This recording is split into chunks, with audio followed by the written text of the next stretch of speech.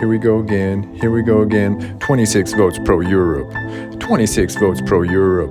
One vote on call for wannabe future enslavers. Yeah, I'm a good customer. To autocratic buddies. And I like to see things burn. Good old fossil fuels. And hey, send me some of that surveillance technology. Not to intimidate anyone. No. Just to keep the country safe. That's why I'm so very proud. Proud to cut back on minority rights, so concerned about our use. Health and soul. Less concerned about homophobia, nesting in my head. Or about corruption and nepotism on my watch.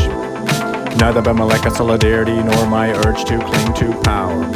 Or me hauling out democratic institutions, taking control of all media to oppress opposition and swing votes in my favor. Not by my lack of respect for all citizens, neither by the retreat and restraint of freedom. You see, we need to protect these kids and youth from the gays. They're preying on them, to make them gay too, So, of course, pride must be forbidden, but the protest against pride, which mainly consists of ultra-right, white extremists ready to be violent, Nazis, fascists, other trustworthy individuals must be permitted swiftly because their way of thinking, their example of aggression, is displaying zero respect toward fellow citizens, zero tolerance, but a lot of violence isn't a threat to anyone, especially to children and youth.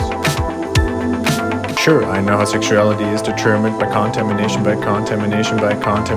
who's most obsessed with oppressing gay communities? It's me. So if my thesis is correct, I must be infected by some sort of virus myself. Indeed, I'm infected, and indeed, I'm infected in my mind, infected in my mind.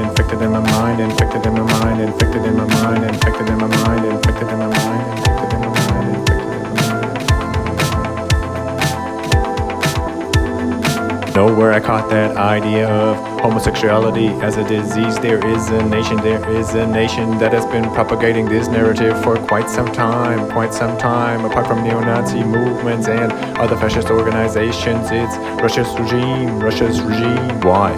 To discredit any pro-democratic, pro-liberal, free society and diminish their own people's appetite for what they're taking from them. Freedom. All protesters for human rights, equal chance, rule of law and justice, which are inexistent in Russia. All protesters are, of course, either labeled gay, fascist or Nazi, to have an excuse to invade other countries. That's why all the righteous people of Russia need to cover their hands in blood again. Shame. It's a shame, little dictator, which who you pick your ideas from, who's your idol, who's your ruler. You're willingly spreading these narratives to weaken European open free society, to divide and create fear, because protecting children, who opposes that?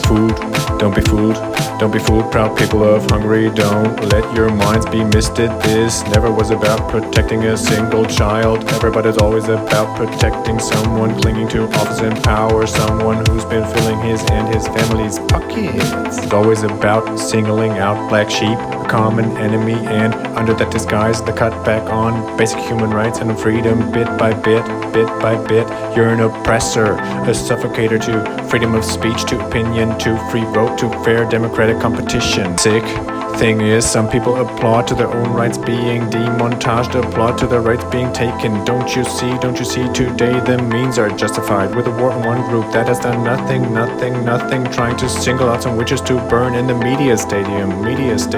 And tomorrow another group will be hunted, and the day after that everyone will be at risk for saying what they think. So remember, those who do not stand up for others, minorities, freedom today will lose their own tomorrow.